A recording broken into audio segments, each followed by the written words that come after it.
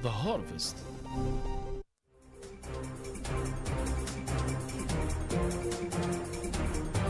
Ifrikya FM listeners, welcome to The Harvest. Gabon to start. Over 920,000 registered voters in Gabon are heading to the polls today for a historic presidential election, the first since the fall of Ali Bongo's regime.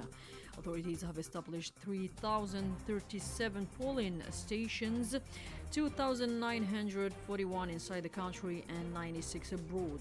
Transitional President Brice Clotaire Oligui is among the main contenders. Voting began smoothly on the morning of Saturday, April 12th. Mali, the military junta continues to rule amid the growing public distrust and a lack of legitimacy, largely due to the suppression of dissenting voices. The country remains mired in a prolonged transition and a multi-dimensional crisis threatening the very foundation of the Malian state. Despite repeated calls from political leaders and civil society, Colonel Assimi Goïta and his government have yet to commit to transparent elections and a return to civilian rule. Former Prime Minister Moussa Mara, the opposition leader from the Yilma party. Italy, a four-party summit on migration was held in Naples, bringing together Algeria, Tunisia, Libya and Italy. Algeria's Interior Minister Brahim Mered emphasized the role or the importance of a comprehensive and integrated strategy to address irregular migration and cross-border crime. He praised the momentum in bilateral ties between Algiers and Rome, driven by Presidents Abdelmajid Tebboune and Sergio Mattarella. In Antalya, Algerian Foreign Minister Ahmed Attaf held a series of bilateral meetings with African counterparts and representatives of international organizations on the sidelines of the Antalya Diplomacy Forum. Zimbabwean in Harar, Algerian Secretary of State for African Affairs, Mabakta Mansouri, was received by Zimbabwean Minister of Foreign Affairs and International Trade, Amon Mourwira. The meeting further strengthened the friendship and cooperation between Algiers and Harar. Morocco faces criticism for allegedly acting as an active partner in the Zionist war machinery.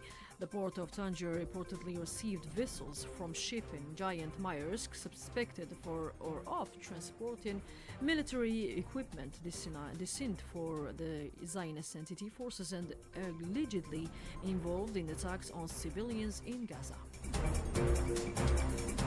Côte d'Ivoire, on April 10, First Lady Dominique Ouattara officially inaugurated the Maison des Femmes in Adiaké, a women's support and shelter center located in the Ataji neighborhood with a view of the lagoon. The facility aims to offer a long-term response to gender-based violence. Ethiopia, the Ethiopian government has announced its readiness to host the Second African Union Climate Summit in September 2025. The meeting follows the decision made during the 38th AU Heads of State and Government Summit held in Addis Ababa this past February. Benin, the 2025-2026 agricultural campaign has been launched in Aideru Daszoumi.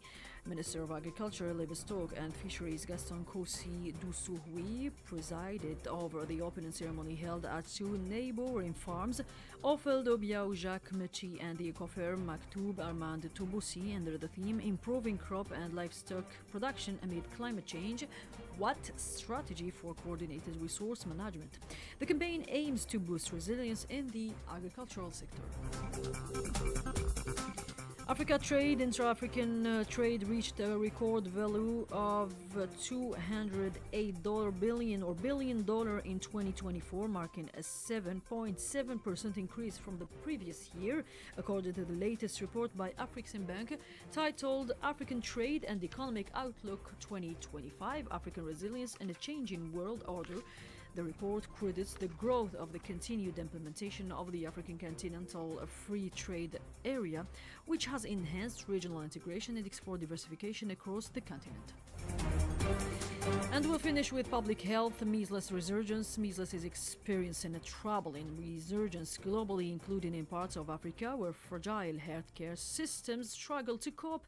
The highly contagious viral disease continues to claim lives, especially among unvaccinated children due to insufficient vaccine coverage.